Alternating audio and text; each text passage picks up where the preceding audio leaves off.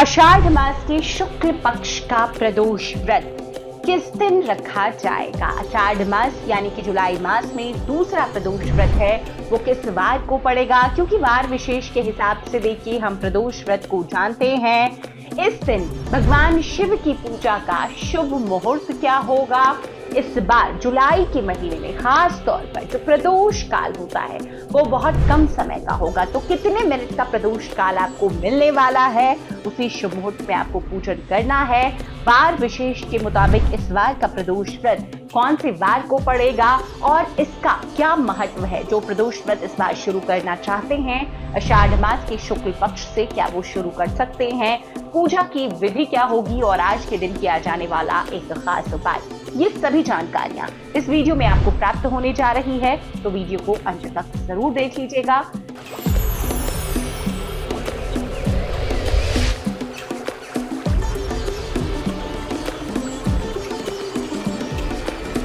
जय माता दी दोस्तों, आप देख रहे हैं आपका अपना YouTube चैनल व्रत त्योहार कथाएं। मैं हूं आपके साथ रिमझिम शर्मा। देखिए, हर मास में 2 प्रदोष व्रत पड़ते हैं। प्रदोष व्रत जो भी लोग भगवान भोलेनाथ की इस दिन पूरी श्रद्धा भक्ति और विश्वास के साथ साधना करते हैं, पूजन करते हैं, उनके जीवन के सभी कष्ट भगवान भोलेनाथ मैया पार्वती की कृपा से दूर हो जाते हैं। प्रदोष व्रत देखिए हर मास में 2 पड़ते हैं, कृष्ण पक्ष में और शुक्ल पक्ष में। दोनों ही प्रदोष व्रत का अलग महत्व होता है। देखिए, प्रदोष व्रत वार विशेष के हिसाब से अपना फल देते हैं। तो इस बार जो आषाढ़ मास का प्रदोष है शुक्ल पक्ष का, वो आपको गुरु प्रदोष व्रत मिल रहा है। क्योंकि इस बार जो प्रदोष व्रत पड़ेगा आषाढ़ मास के शुक्ल पक्ष का, वो गुरुवार के दिन पड़ रहा है।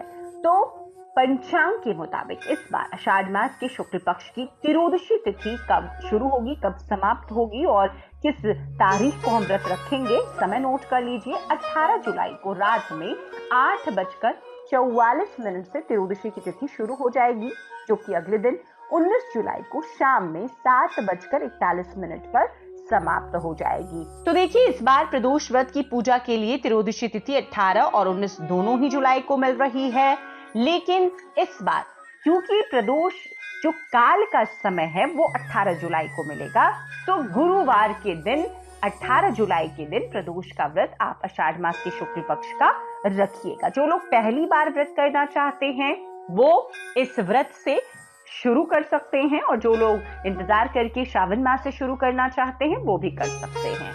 तो गुरु प्रदोष के दिन भोलेनाथ की पूजा आराधना करने के लिए जो प्रदोष काल का समय है वो नोट कर लीजिए। आज के प्रदोष काल का समय जो है वो है रात के 8:44 से रात के 9:23 तक। तो इस बार के प्रदोष व्रत में बहुत ही कम समय मिल रहा है पूजन के लिए, क्योंकि देखिए एक बार फिर से दिन जो है वो धीरे धीरे उनकी समय अवधि कम होती जा रही है, इसीलिए जुलाई मास में ऐसा होता है। अब इस बार का जो प्रदोष व्रत है, जैसा मैंने बताया, गुरु प्रदोष व्रत है। तो गुरु प्रदोष व्रत का क्या महत्व होता है? जो लोग भी शत्रुओं पर विजय प्राप्त करना चाहते हैं, भगवान शिव की कृपा चाहते हैं कि उनके दुखों का, उनके कष्टों का निवारण हो जाए, वैवाहिक जीवन की खुशहाली के लिए भी, दाम्पत्य जीवन की अगर कोई समस्याएं हैं वो खत्म हो जाए, इसके लिए भी गुरु प्रदोष का व्रत किया जाता है। तो शत्रुनाश और दाम्पत्य जीवन की खुशहाली के लिए, जीवन में सुख समृद्धि के लिए आप गुरु प्रदोष का व्रत कर सकते हैं।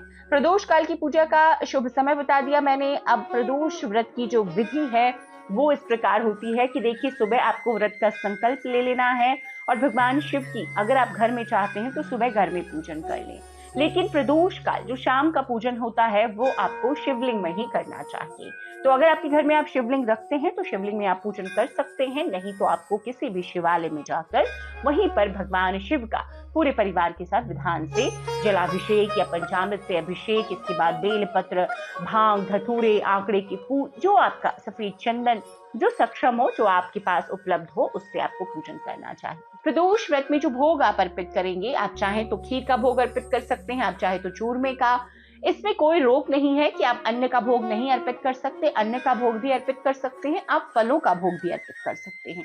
तो जैसी आपकी इच्छा है आप उस प्रकार से कर सकते हैं। अब देखिए, प्रदोष के व्रत में आपने शाम का पूजन कर लिया, गुरु प्रदोष व्रत की कथा पढ़ ली, पूजन के समय भगवान शिव के मंत्रों के जप में रहिए, मैया पार्वती के मंत्रों के जप में रहिए और उसके बाद में आरती करके अपने पूजन को आपने संपन्न कर लिया। अब आपको घर आकर एक समय मीठा भोजन प्रदोष के व्रत में किया जाता है। अगर आपने सुबह की पूजा के बाद फलाहार किया है तो आप वो भी कर सकते हैं। अन्यथा अगर एक समय आप करना चाहते हैं तो शाम में प्रदोषकालीन पूजा के बाद में मीठा भोजन कर सकते हैं। चाहे आप जो भोग में अर्पित किया आपने खीर, वो अपने लिए भी बना करके आप रखें, चूरमा भी आप खा सकते हैं, या आप खीर के साथ पूरियां रोटियां भी खा सकते हैं, इसमें भी कोई दिक्कत नहीं होती है। आपको अगली सुबह पूजा के बाद ही फिर नमक का सेवन करना होता है पारण के समय। तो आप पारण के समय नमक का सेवन कर सकते हैं, लेकिन प्रदोष के व्रत में शाम में एक समय भोजन जब करें तो मीठा भोजन ही करें। आज के दिन गुरु प्रदोष व्रत है, तो आज के दिन एक उपाय आप जरूर कीजिए। देखिए, आज क्योंकि गुरु प्रदोष व्रत है तो माता पार्वती को, भगवान शिव को देखिए हम हल्दी नहीं अर्पित करते हैं, लेकिन माता पार्वती को आज आप 5 हल्दी की गांठें जरूर अर्पित कीजिए। ये खास कार्य कीजिए अपने सफल दाम्पत्य जीवन की कामना से। जो लड़कियां कुंवारी कन्याएं करती हैं, अच्छे घर वर की कामना से माता को हल्दी अर्पित करना आज गुरु प्रदोष व्रत के दिन बहुत शुभता लेकर आता है और आपकी मनोकामना माँ की कृपा से जरूर पूर्ण होती है। तो इस प्रकार से संपूर्ण विधि मैंने आपको बता दी है। इस बार जो आषाढ़ मास के शुक्ल पक्ष का प्रदोष व्रत है, आप इसी नियम से, इसी तरीके से इस व्रत को धारण करके संपन्न कर सकते हैं। उम्मीद करती हूँ ये सभी जानकारियां आपके लिए उपयोगी होगी। इस उपाय को भी जरूर अपनाएं। अगर आप व्रत नहीं कर रहे हैं तो आज के दिन माता को हल्दी आप अर्पित कर सकते हैं अपने जीवन में खुशहाली, सुख समृद्धि के लिए।